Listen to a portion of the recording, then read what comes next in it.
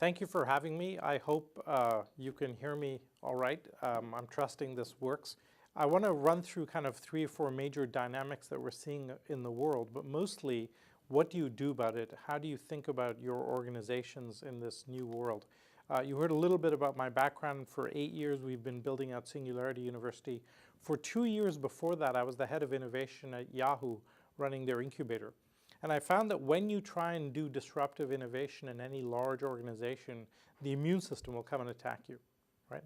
All our organizations are built to resist change and withstand change. And we're finding that's actually now the high order bit. And how do we juxtapose with that? So the book is about 2 years old now.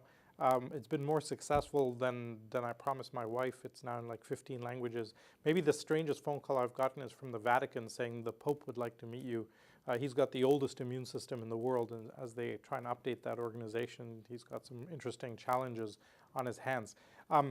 I've actually got a background in consulting and business strategy. I spent 10 years in Europe restructuring large European organizations, mostly French ones, which is why I'm bald, and I think some of you will understand that. And I'm actually from India, and originally from India, and I'm actually Canadian, so I'm quite confused overall. There are 2 major points I want to make today. The first is that if you look at this black line, all of our education, training, intuition about the world teaches us this linear extrapolation. Right? We take our past performance, we draw a line as to where things could be. But the world is operating on very much an exponential, disruptive, this kind of green curve that we see. And we're very bad at spotting that. We're very good at linear extrapolation. We're very bad at spotting doubling patterns. Cognitively, our brains are not good at mapping that, so we have a difficult time with it. If I take 30 linear steps, you can all predict very well where I might be a third or 2/3 of the way in that prediction. But if I take 30 doubling steps, 2, 4, 8, 16, at step 30, I won't have gone 30 meters, I'll have gone a billion meters. I'll be 26 times around the world. And it's very hard to gauge where I might be 1/3 or 2/3 of the way in that production. And so this is part of the difficulty we have. This kind of exponential curve sneaks up on us and really takes off, and then we get really amazed by it afterwards. The second major point is that if you look at our industries, they typically classify into 3 layers from an information perspective. For the vast majority of our history, we have had very physicalized industries. We move materials around, we assemble raw materials, we sell it. The business models and revenue comes from the physicality in the world. Then we've layered a new set of capability where the product is physical, like your Kindle or iPhone, but all the information and revenue is digitally based, right? And then with mobile and internet, we now have a world where it's almost completely digital with no physical manifestation at all. And of course, the world used to look like this, very predominantly physical, tickling at the edges of this digital environment. And of course, we're seeing that flip around now, right? I talk about the Tesla in the book as not being really a car with computers and sensors in it. It's really a computer that happens to have wheels. And you think about the world very differently when you look at it that way. A little bit about Singularity. We're based at NASA in Silicon Valley. We're 8 years old, as I said. We've gotten initial funding from these folks to get started. And we live off this particular curve, this orange graph that Ray Kurzweil put together. He looked all the way back at Moore's Law. And he went back all the way back to 1900 and found that we've been steadily doubling computational power for over 100 years now, well before Gordon Moore made his predictions. And the question that Ray asked was, why is this curve so smooth and so predictable? We've had wars and recessions and ups and downs in the semiconductor business. You should expect a jagged stock market shape to this, not this very steady progression that we see. And he researched this for a full 10 years, trying to understand why this was the case. And he came up with a really fundamental observation, which is once you take any domain or discipline or industry area or product area, and you information enable it and power it with information technologies, its price performance starts doubling very steadily. And once that doubling started, it doesn't stop, it just keeps going. So the upper consequences of that become quite profound. Peter wrote this book, Abundance. Peter Diamandis is our other main founder. And he writes in this book, Abundance, that if we can harness this pace of change effectively, we'll soon have an abundance of healthcare, education, clean water, energy in about a decade. And what would the world look like if that was the case? So that's the kind of foundation of our thinking. That doubling pattern that we've kind of lived through in computation for the last few decades, and actually going back over 100 years, we're now seeing that in about a dozen technologies. We now have about a dozen technologies, drones, 3D printing, neuroscience, biotech, that are all doubling in their price performance anywhere from 18 to 30 months. And what we've done is gathered together the world's leading experts in those areas, and then we challenge our students as to how do you apply these technologies to solve the biggest problems in the world. And specifically, the challenge we give them is come up with an idea that would impact 1 billion people within 10 years. Right? Then we launch those as NGOs or for-profit companies or research initiatives. This team from a few years ago is looking at poverty, specifically in Africa, and they noticed that most of the roads get washed out during the wet season. I think something like 85% of the roads disappear. And how do you solve poverty if you can't actually alleviate any, if you can't move anything around? In the middle of that summer, Chris Anderson from Wired magazine came and did a talk on drones, which we're now very familiar with. And it was their idea, why not use drones to move medicine and food around, especially where you don't have roads, right? This is a live test in this little video from Haiti where they're delivering medicine to a camp. What's interesting about these drones is today you can carry about an 8-kilo package about 10 kilometers. That's the range and capacity. But the underlying technologies are moving so fast, these drones are doubling in their price performance every 9 months, right? So by middle of next year, it's carrying 16 kilos. By early the year after, 32 kilos. 9 months later, 64 kilos. And that doubling will just keep going. So we're teaching them to spot these doubling patterns, layer solutions on top of them, which will then scale with the underlying technologies. It actually inspired this announcement from Amazon that you may be familiar with. They want to deliver packages using drones. This was inspired in part by our project. The latest news from this team is they're actually delivering mail for the Swiss Postal Service, right? Very interesting in a mountainous country if you can do this. So that's an example of the type of project we've spun out. We've spun out about 100 such ideas. We launch about a dozen a year.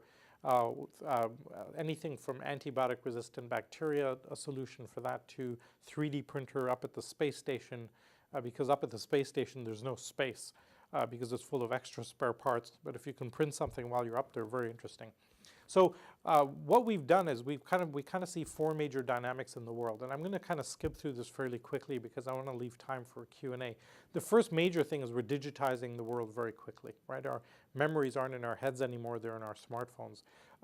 All our relationships are now digital via social networks as opposed to analog. 10 years ago, we had maybe 500 million internet-connected devices. We're up today to about 12 billion. Ericsson made this prediction a few years ago that we'd be at 50 billion by the end of the decade, and shortly after that we'll get to 1 trillion. So that one statistic, we're at 12 billion today, going to 1 trillion in a few years. We think we're 30, 40 years into the information revolution. On this statistic, we've just crossed 1%. We're literally just starting. So most of this disruption is ahead of us as opposed to behind us. Here's an example of a company that's digitizing even our emotions. They can take a 10-second clip of your voice, and just by analyzing the variation in the tone of your voice, they can assess your mood and your attitude to about an 85% accuracy. Customer service teams are using this today. If an angry customer calls, what's the underlying attitude, right? Can you recover the account, or should you just hang up the phone and move on to the next one because you've lost them anyway? You can actually download this app called Moody's if you want to try this out. Try this out on your spouse if you want to have an interesting discussion on their mood. That one actually doesn't go so well, so I would not recommend it. But it starts to get really weird. I was speaking at a CNBC conference last year, and while I was on stage, one of our alumni taped 13 seconds of my voice and showed it to the audience. So that was my mood and my attitude as I was speaking on stage, right, which gets a little eerie. Of course, I totally disagree with the stubbornness. I'm totally not stubborn at all. But you get how weird this gets. We're actually doing an event with the presidential debates where we have the candidates speaking, and we have a ticker underneath saying, here's what they're really thinking, which kind of, unfortunately we didn't have that a few months ago. Might have saved the country a lot of hassle in that sense. Now, we found that once something becomes digital, it becomes highly disruptive. And the best analogy we have for that is photography. Some of you are old enough to remember film photography. You're operating from a scarcity model, right? You can only carry so much film around. Costs about $1 a photograph. It takes a few days to get your prints back and so on. When you move to digital photography and you information enable the environment, 3 really important things happen. The first is the marginal cost goes to 0. Right now you can take 1,000 more photographs, the cost stays the same. As a result of that, the domain completely explodes. Right? In film photography, I'm very carefully clicking every shot. In digital photography, we're essentially holding the button down on all of our devices and taking billions of times more photographs. The third thing that happens is very subtle but very important from a business perspective is you shift the problem space. Right? So in a scarcity environment, I may sell courses in photography and offer people to teach people about the rule of thirds and composition. In an abundance problem space, we all have 8 copies of our photographs on 10 devices, and you can't find anything because the kind of the problem space has moved to an abundance model, right? And so the way you make money changes, the business model changes. And so a lot of the problem we're seeing and the disruption we're seeing is the incumbents are optimized towards this material scarcity-based world, and we're moving into this abundance digitally based world. And let me give you a couple of examples. This explosion that we've seen in kind of photography and we've lived through, we're seeing the same explosion across all of these technologies. Drones, 3D printing, neuroscience, all of them are going from this scarcity, digital, material-based world to this abundance-based world. A couple of examples I think will bring this home. Here's a graph of the cost of light. And this actually looks over a period of like 700 years. You can see how it used to be very expensive, then it dropped, it stabilized for a bit, and then literally over the last kind of century or two, it's gone completely to zero, right? And note the shape of that curve. Really look at the curve, that characteristic of that curve. That's over a 700-year period. Here's the cost of reading and sequencing DNA in biotech, which has followed exactly the same curve except to a shrunken like 40-year period. We saw the cost of DNA kind of stabilize and then literally in the last couple of decades dropped off a cliff. It cost $3 billion to fully sequence the first human genome 15 years ago.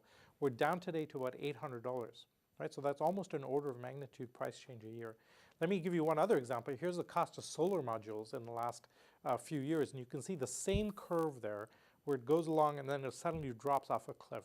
And the confluence of all of these accelerating technologies is meaning that every technology is going to free in the last decade or two, and that trend will just continue.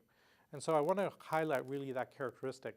I'm going to skip through the implications of this. This is some stuff from biotech, but I really want to just highlight this one slide on CRISPR. This is a biotech technology that we just uncovered. It turns out that bacteria have evolved a very elegant way of defending themselves against viruses. We've reverse engineered that, and we can now edit the human genome as easily as you can cut and paste in a Word document. Okay? Let me just stress the highlight of that. A human being is now a software engineering problem. We can now edit a human genome. The Chinese have already announced that they're editing embryos in the womb. And then this became possible 3 weeks ago. We found that you can actually edit HIV right out of a human being, which has some profound implications, especially in Africa. Right? So that's just what's happening in biotech, where we've taken the material, biological basis of a human being, and we've now turned a human being into a software engineering problem.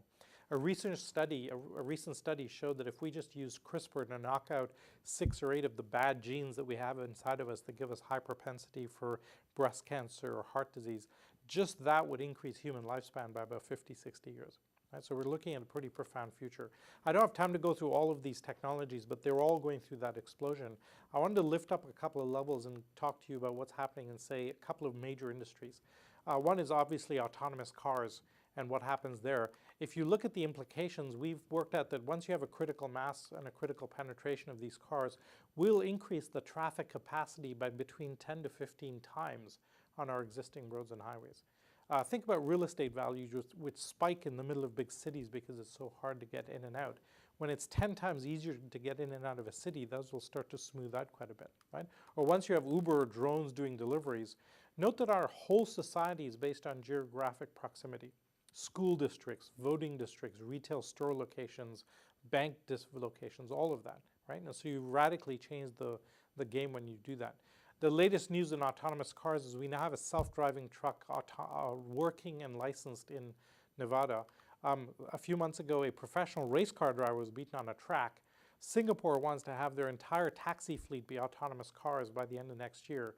And this announcement by the CEO of Volvo was pretty profound. He got up a year ago and said, when we have our autonomous car, we'll take on all the liability of the car, right? Which means car insurance is dead, basically, in the future. And so radical changes to business models effective at a lot of different layers.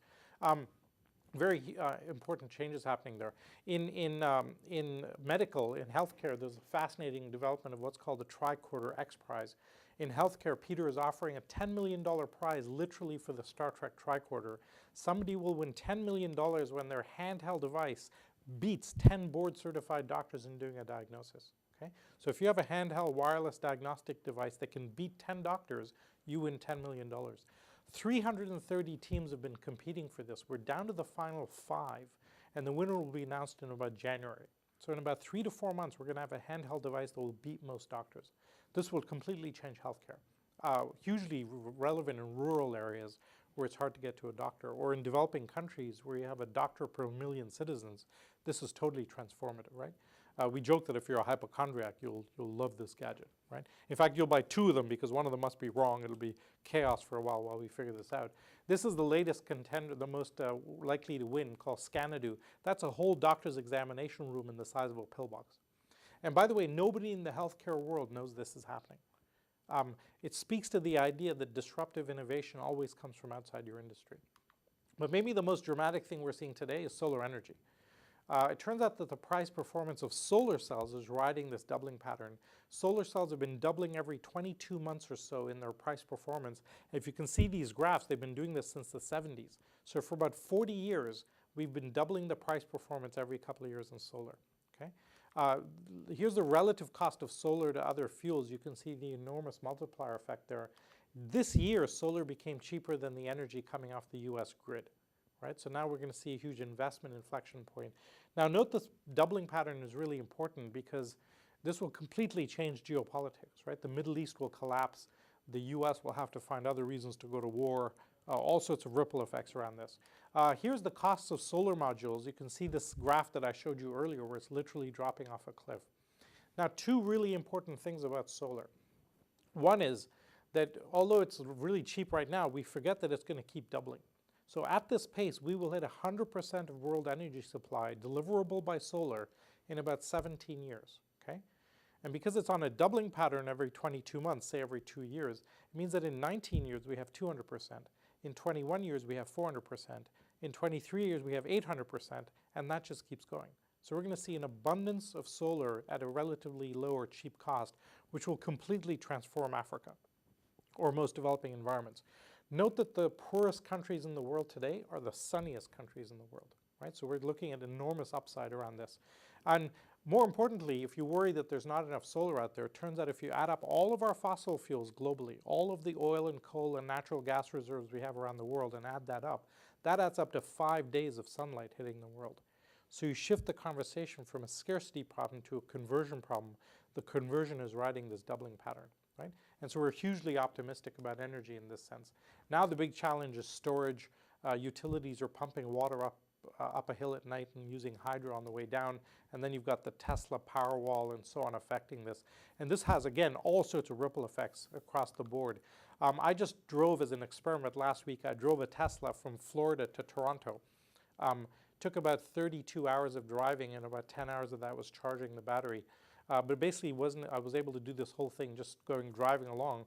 My assistant organized about 40 conference calls along the way, so I was just caning it on the phone. But basically this is what's possible today. And that trip, by the way, cost me nothing because the superchargers are essentially free, right? Germany wants to ban all petroleum cars by 2020, within 20 years. Norway wants to do it by 2025. So the combination of battery-powered electricity and solar plus autonomous cars will completely change transportation and the energy sector, okay? Here's a farm that grows vegetables completely using sun and seawater. This is out of Australia. They produce 17 tons of tomatoes a year today with no groundwater being used, right? So very profound change is happening. Now, the technologies are all very sexy. You can see this in the recent news of 3D printers and extreme longevity and Watson. But as a society, we are not set up for this pace of change. We have enormous difficulty absorbing this. In fact, if you think about every construct that we use to run the world, our civics, our politics, our legal systems, our healthcare systems, all designed for a world a few hundred years ago, right? Not for today. Definitely not for 1 trillion sensors to be coming down the pike. We actually need to re-architect every one of our old institutions to deal with this. You know, religions are based on very old paradigms. You take a concept as basic as marriage. You know, we invented marriage about 15,000 years ago, and at the time, average lifespan was about 23. So you got married, you had kids, and you died. It's not set up to be 50, 60 years long. What happens when we hit a lifespan of, say, 200? You know, we expected to stay with the same person for 200 years. That's state-sanctioned torture, basically, right? And so how will we deal with that? That institution's pretty much broken, and how do we update it? And so one of the big challenges is our leadership structures, business, but especially political, are all set up to manage a status quo, incremental, linear, predictable world, whereas today the world is entering this very disjointed, disruptive, quantum leap environment. And we are really having a difficulty with that. And here's, you can see major areas being broken. Here's the Prime Minister of Turkey from last year. Reasonably smart, thoughtful, intelligent guy, totally ludicrous comment about technology, right? Or here's the US. They're trying to deal with how do you use old structures to solve new problems, and it simply doesn't work. But the world is getting in a much better place than we've ever seen it. Here's the graph of extreme poverty. Almost the entire global population 200 years ago lived in extreme poverty, and now it's below 10%. Bill Gates thinks we'll have eradicated extreme poverty by 2030. And you can see entire nations in Africa lifting out of poverty in the last couple of decades. But this is highly disruptive, as I said. Here's 50 jobs and 25 industries that get disrupted just by autonomous cars. Okay? One way of framing this is in the 1500s, we had the Gutenberg moment, and the printing press changed everything. Today, it's like we have about 30 of those Gutenberg moments happening at the same time. And so this is going to have a hugely disruptive effect. Then you have climate change that could really throw everything off at a whole other level of magnitude. Right? Now, from an economic perspective, there's two things happening. The first is the volatility is accelerating. Right? It used to take like 20 years to create a billion-dollar marketplace. We're seeing that happen in months today. But this next slide is really the one I want to focus on. This blue graph is the newspaper revenues. You can see it kind of trending upwards, and then boom, a 6x cliff, a 6x drop in revenues in like 2 years as eBay and Craigslist sort of bit. If you this next slide shows you the music business. Music industry kind of went along, and then a 10x drop in revenues in that industry. We're seeing that, so we tend to see that when we digitize an industry from one end to the other, you tend to have this deflationary cliff take place. And so in the music business, we had 8 major music studios making billions of dollars. All of that evaporated, and now we have like 2 platforms, iTunes and Spotify, and it's completely transformed that industry, right? And it really speaks to this idea of how hard this is to predict, because all of our extrapolation is linear, and we're not good at it. And I want to give you a couple of examples to really highlight this point. I showed you the Google car. When the Google car first came out, the cost of the LiDAR, the GPS, the sensors, the radar added up to about $250,000 a car. And all the car companies looked at that and said, cute research project, but you'll never commercialize it. 2 years later, it was down to about $80,000 a car. So they said, it's a bit better, but still no consumer will pay for that. And we just dropped today below $1,000 a car. Right? Now everybody's freaking out. That LiDAR unit at the top of that Prius cost $75,000 5 years ago, and you can buy that today for $50, right? And this is the kind of extraordinary change we're seeing. I showed you this graph where Ericsson made this prediction that we'd be at 50 billion devices by 2020. They made this prediction in 2010. At the time, people said, you're crazy, we'll never get to that number. That's not a forecast, that's a marketing chart. I talked to Ericsson 2 months ago, and they said we were wrong. Our new prediction is 500 billion devices by the end of the decade. And something we see steadily, very consistently, is when an expert in a domain makes a prediction, they're wrong by about 10x. And so this is not a math error, this is a cognitive error. Okay? One more example, I showed you this graph of solar energy.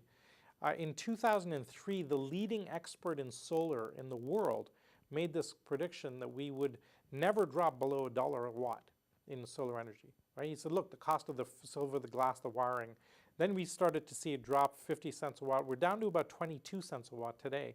And his latest comment is there at the bottom. He said, okay, getting below $1 has exceeded my expectations. Right? We're fond of saying an expert will tell you how you cannot do something rather than to do something. Okay? And the reason this is so inexorable and unstoppable today is this last piece, which is the sheer democratization of these technologies. A farmer in Africa today with a smartphone has more information capability in his or her hands than Clinton did when he was president. This is a profound statement to make, that we go from maybe one of the most powerful people in the world to one of the poorest in less than a generation. Google is the same for that farmer as it is for Larry Page. So technology becomes a total enabler. Facebook created by one guy on a laptop, right? Google created by 2 guys on a laptop. So now there's nothing that stops anybody from doing very radical disruptive innovation. It's just a mindset. Because here's another example. This fishing village in Vietnam used to have a ship deliver diesel fuel to power their fishing boats. And one day the ship stopped coming. And they were stuck without fuel, so they invented a solar-powered boat. And we get really excited when we see this because what you're seeing here is disruptive innovation using cutting-edge technologies happening at the edge of civilization. When these guys get their hands on drones and 3D printers and Lord knows CRISPR, things are going to get interesting, right? And here's the path that all these technologies are going through. A domain becomes digital, the costs go to zero, you get open source communities, and then you get radical disruption of the status quo. And whether it's drones or neuroscience or Bitcoin or whatever, we're seeing them all go through this curve. I'll give you one example of how dramatic this is. Here's today you can get a $100 headset that gives you a pretty good feedback loop as to what brainwave frequencies are going through your brain. I don't know if you can see this next slide, but that's me in the silhouette on the left. On the right is a guy called Will Henschel. Will is one of our alumni. He used to play guitar for the Eurythmics, the band from the 1980s. And he's composing music that when you play the music, it puts your brain in the zone. So here's what happens to my brain. If you click forward, you'll see the bottom left turn red. This is my brain flooded with alpha waves when he plays the music, showing that I'm in a focused state, right? So every student, knowledge worker, software developer in the world needs this to stay focused. And he's doing this with a Mac and a $100 headset. That's how disruptive it is. Now, if you're the CEO of Red Bull, you need to be really worried about this, right? But you won't see it coming. You think your competition is like 5-Hour Energy and some of these other caffeinated drinks. I call this the orthogonal effect of information, where a breakthrough in one area has an unintended consequences in another. And then you've got the whole Bitcoin thing going on. I think Bitcoin has a real possibility of becoming one of the default reserve currencies in the world. We think the next time a major currency fails, probably Argentina. They seem to have a policy of defaulting every 10 years or so on their currency. Bitcoin will become the default reserve currency in that country. But I think the real value is really the blockchain. And I'm sure many of you are looking at this carefully. The blockchain is the most disruptive technology I've ever seen because it decentralizes authentication. Retail banking is just a centralized ledger. And if you can decentralize that ledger, you don't really need the retail bank, right? Or voting systems where somebody said, yes, they voted. Or audit function in accounting companies, or supply chain where lots of steps you need to know that something happened. And a lot of this kind of function where we need licensing or third-party authentication will dissolve it to the blockchain. I would put the Bitcoin about here on my curve. The technologies have converged, and now we're trying to figure out what to do with it. Let me get to what do we do about this. You know, at a broad demographic, we had 1 billion people online in 2010. We're up to about 3 billion people online today. We predict that by the end of the decade, we'll have 6 billion people online. 3 billion new minds are coming online in this next 5 years. It's actually the biggest marketplace in the history of humanity being created in the next 5 years. And really the question you should be asking yourselves and your clients is, are they set up to take advantage of this marketplace? And the answer for many cases is no, right? Because all of these 6 billion people will have a device like these cheap Android tablets. The manufacturing cost of a 1 gig Android tablet with Bluetooth camera, Wi-Fi, and it's a phone, the cost of that tablet is now below $8. And it's dropping in price 50% a year. So by the end of the decade, we'll be giving out these tablets in cereal boxes because you won't be able to sell anything to those 6 billion people if they don't have one of them. And with projects like the Google Loon project or the Facebook drone project or Airbus's solar plane project, everybody's going to be online. There's about 7 competing technologies to deliver broadband across the world today by the end of the decade. This Israeli company wants to deliver gigabyte broadband by the end of the decade using nano satellites, right? So profound change is coming. So by the end of this decade, 3 billion new people online, the whole world will have a computing device and everybody will be on broadband. And everything changes at that point. So the big question is, what do we do about this, right? We can see this extraordinary deception on the outside. We're seeing multiple technologies accelerate today, taking the world from a scarcity material-based mindset into an abundance-based environment. How do you cope with this? And so I want to talk now about how do you adapt your businesses to this. We can see radical changes happening on the insides of our businesses. Marketing, sales, production, manufacturing, even innovation is being radically digitized. Sales and marketing is almost completely digital today, right? There's almost no analog component of it left. But this quote really got me. This is from David Rose, one of our faculty, making the point that all of our organizations are built for efficiency and predictability. They're not built for disruptive change. We've designed large-scale organizations to sell the same widget in 100 countries using standardized supply chains and ERP backend systems. But the world is operating on a very different heuristic, and our organizations are not adaptable. They're not architected for adaptability or flexibility. And so we have to totally re-architect these things. The book basically looks at the idea that we're seeing a new breed of organization where we're scaling the organization structure as fast as we're scaling technology. And we call these exponential organizations.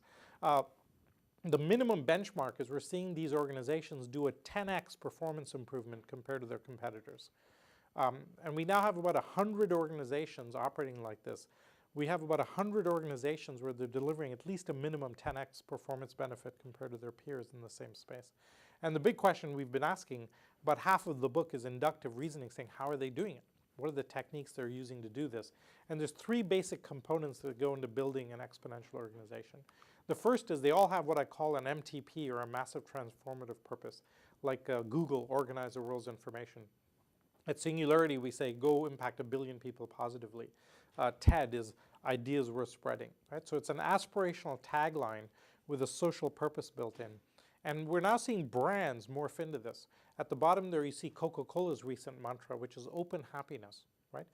Paul Pullman, the CEO of Unilever, has ordered every brand in Unilever to take on one of these MTPs because he can see that we need to create our brands to be sustainable and socially oriented.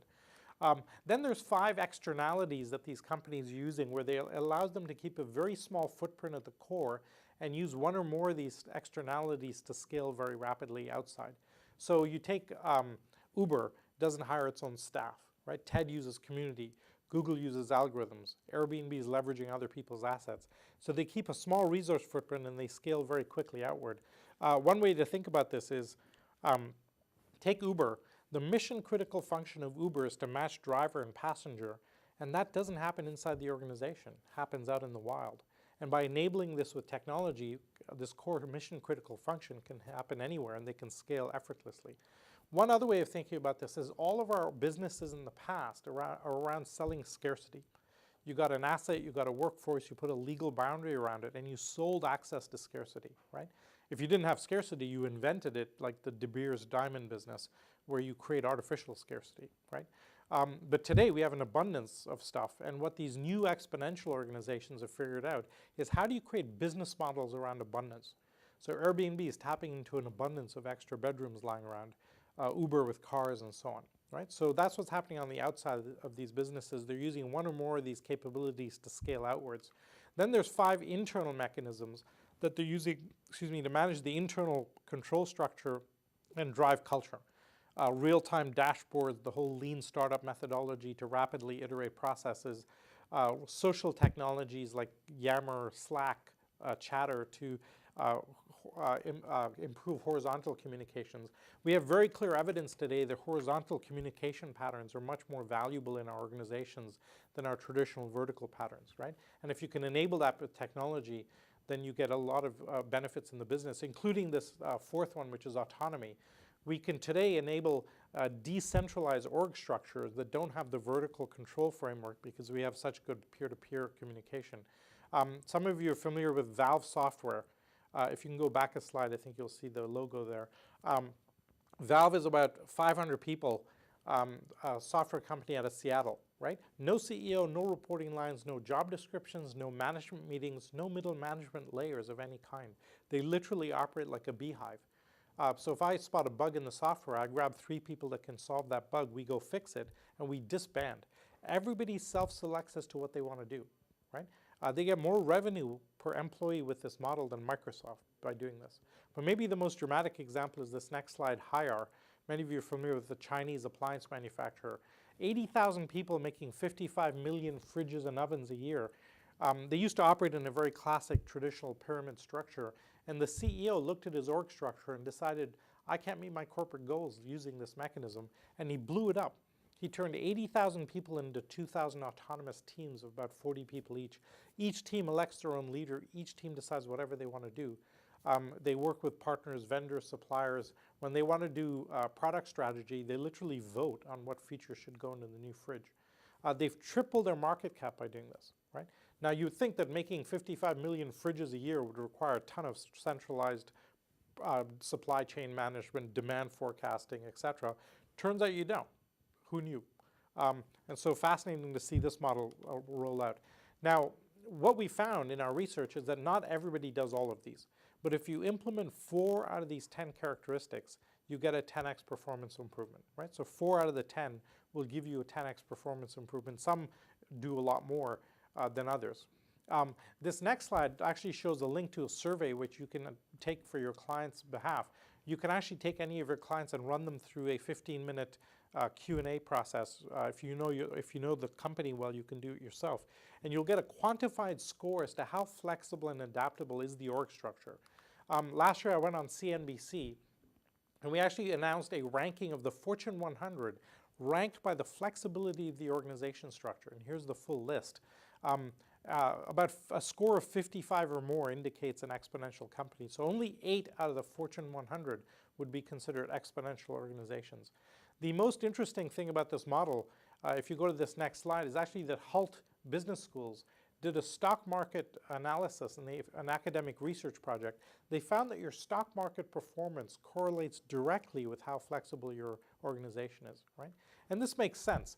As the external world becomes more volatile, our ability to adapt to it is going to drive market performance, right? So this really becomes a driver for public company CEOs to saying you have to look at the internal organization structure and really loosen it up if you want to kind of drive market value. Now, most of the book is kind of analytical, but really a big chunk at the back is what do you do if you're an existing organization? How do you retrofit this into legacy businesses? That was the kind of the hard intellectual problem for me. I mentioned at Yahoo when I tried to do disruptive innovation, the immune system comes and attacks you, right, when you try and do any kind of disruptive innovation. So we have a couple of suggestions, and I'll touch on just 2 of them here. The first is update your leadership that this is happening. Right? If your leadership, and not just the leadership but the board, isn't aware that we're in a radically new period, you're really behind the curve. This is a 4-day event we do where we get together Fortune 500 CEOs for 4 days. And we give them 2 days of briefings on these technologies, and for 2 days we give them roughly the contents of the book on how do you adapt to this. We ask them beforehand, how aware are you of some of these breakthroughs? And you can imagine most had very little awareness. At the end of the 4 days, we said, how big of an impact will this have on your industries? And we gave them a timeline of 2, 4, 6, 8, 10 years, and a severity scale of low, medium, high, game-changing impact. And the statistic at the top completely floored us. 80% of them agreed, if you can go to the next slide, 80% of them agreed that these technologies will have a game-changing impact on their industries within 2 years. Right, 100% within 5 years. So that's the gap that we're trying to bridge. Most people have very little awareness of these technologies. When they do, there's this kind of oh heck moment, and I'm using the polite Canadian word as to what to do about it. But the second suggestion is maybe the most material, which is don't try this at home. Our standard old thinking was, okay, let's do a major business transformation project and update all of our organization.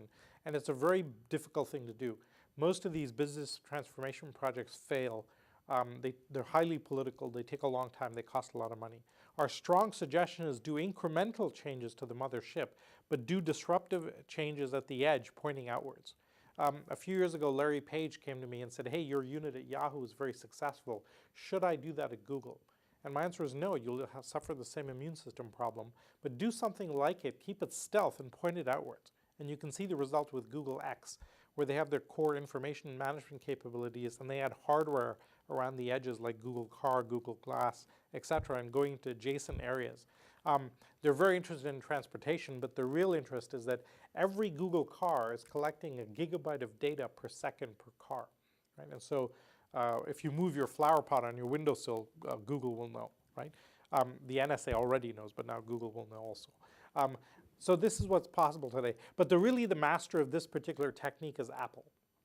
Apple has built a hyper-successful company. And yeah, they have a great design capability and a great technology supply chain. I would argue that their real innovation is actually organizational. What Apple does, unlike anybody else in the world, is they'll take a small team that's highly disruptive, they'll take them to the edge of the organization, they'll keep them completely stealth, and they'll say, go disrupt another industry. Right? So they started with what, music, and then phones, and then tablets, and now cars and watches and payments and healthcare and etc., there's no limit to their market cap. They can just keep knocking over industry after industry. And as we enter a world where either you're the disruptor or you're the disrupted, we think that opportunity and that need is there for other large organizations to follow, right? So that's our advice. There's a bunch of anecdotes around this. I'll just highlight a couple. I mentioned the difficulties at Yahoo. Let me highlight BMW, for example, has a fascinating problem. You know, their whole tagline is we're the ultimate driving machine, and we're pretty clear nobody's going to be driving. So that's a pretty big tension to navigate if you're that company. Walmart actually is a great story. 10 years ago, the senior management realized that they had to compete with Amazon. They couldn't afford not to have an e-commerce capability. So they set up a team in Bentonville and said, go leverage our distribution systems, inventory systems, supply chain, which are the best in the world, and let's go compete with Amazon. Within 18 months, the immune system had killed it, dead. Because people said, hey, we're physical retailers, we're big box guys, we shouldn't be doing this silly e-commerce stuff, and it's a fad anyway. The senior management said, okay, we got to try this again. So they did it again. They set up a separate team away from the mothership, but said, still use our existing system because, you know, we have the best in the world. 18 months later, that was dead. So they did it a third time, and they said, all right, you know, let's do it again, but have its independent supply chain, inventory, distribution systems. Hugely courageous decision, given that you have the best in the world. But they realized that the mothership kept messing with it. So they set us up separately with an independent one. It started to succeed that third time. The business pulled it back in too early and killed it. And it was on iteration number 4. And you think about the churn, the careers, the opportunity cost, the money spent. On the 4th iteration, they did it separately away from the mothership. And only after it achieved its own critical mass did they start stitching the back ends together. And the lesson that I take from this is it's just really hard. As a business community, we've never had to do this before.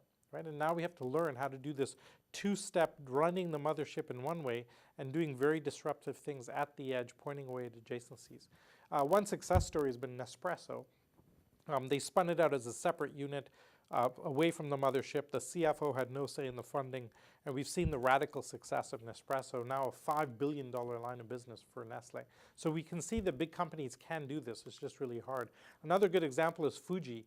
On this next slide, Fuji realized that the film business, we talk about Kodak as the negative, but Fuji realized that the film business was dying, but they had huge expertise in powdering and coatings and chemicals. And they went into the cosmetics business and created a very, very successful division there doing that, right? Another example is Microsoft, traditionally thought of as a traditional software company, but they turned Office and Microsoft Office into a subscription model. And look at the rise of the curve of Office 365, just absolutely blowing it and really killing the competition and how quickly they've adapted. So it's very possible for big companies to do this. What we're doing now is I'm doing a lot of work with senior management teams on what I call an EXO sprint. And the idea is, how do we move the management thinking 2 years ahead in 10 weeks and at the same time solve the immune system problem? I piloted this with Procter & Gamble last year. We've now run it 3 full cycles, and we actually found it's working. So I may have cracked a really fundamental code to solving the immune system in large organizations. We're actually submitting a proposal to the Vatican to do this there. If I succeed in that, I should get like a Nobel Prize in business or something for this. Because this pace of change, as I mentioned, is not slowing down. It's actually accelerating, right? You'll read the tech press that Moore's law is slowing down, where integrated circuits are getting, the chips are getting too hot at the surface levels and so on. Absolutely don't believe it. If you look at this chart, 5 times in a row in the past when we've had a technology that reached its limits, whether it was integrated circuits or vacuum tubes or relays, every single time we found some other technology to take it over. Here's Google's Tensor chip that just by itself will move 7 years ahead, Moore's law. And then you have quantum computing coming along, which, like anything quantum, requires a lot of alcohol to discuss, so I won't get into it here. Let me end with this example. I've talked about how healthcare is becoming digital, transportation is becoming digital, even energy is becoming digital. And here you have Soylent. This is food. This guy, Rob Reinhart, was a software developer in New York City, got pissed off that he had to stop writing software to go eat lunch, typical developer mentality. And when he went to eat, he ate bad food. And a friend of his is drinking these protein shakes and lifting weights to build muscle mass. And he says, why can't I just drink a milkshake that gives me a whole meal? Then I don't have to go out for lunch and break my train of thought. Turns out it didn't exist. So he spent 4 months with nutritionists and biochemists and came up with this stuff called Soylent. Very badly named for the movie Soylent Green, by the way. Clearly needs some branding help. But if you drink this, it's 100% of the carbs, the fats, the nutrients, the vitamins, the minerals you need as a human being for a day. You can drink this and not take in anything else. In fact, people have lived on this for 6 months without taking anything else in. And they've lost a lot of weight, they're much healthier, they're getting the exact complement of what they need. Right? Of course, they're bored out of their minds. Right? I mean, if you drink this for 6 months, you will die from boredom. But most of us don't eat because we have to, we eat because it's there. Right? So I could drink a glass of this in the morning and then eat whatever I wanted if I wanted to after that. Now, two really interesting things about this kid. The first was if you were kind of 35, 40 years old and older and you invented this, your first instinct would be to patent that recipe and license it out as a business model to Nestle, to Kraft, to other fuels. He open sourced his recipe. Right? In fact, there's more than 2,000 variants of the original recipe out there. And when people asked him why, he said, I want to solve hunger. If there's a famine in Somalia or an earthquake in Nepal, people should drop boxes of this stuff in. So people said, well, how do you make money? And he said, look, I'm always going to have the best recipe. So there's version 1.4 of his recipe. Food, he's iterating his recipe the way we iterate software. Food is now software. Right? So think about that as a fascinating inflection point. By the way, version 1.3 had a bug in it. It caused a lot of gas. So if you see that for sale, you might want to stay away from it, right? But now we're iterating food the way we iterate software, and so really think very dramatically about the world.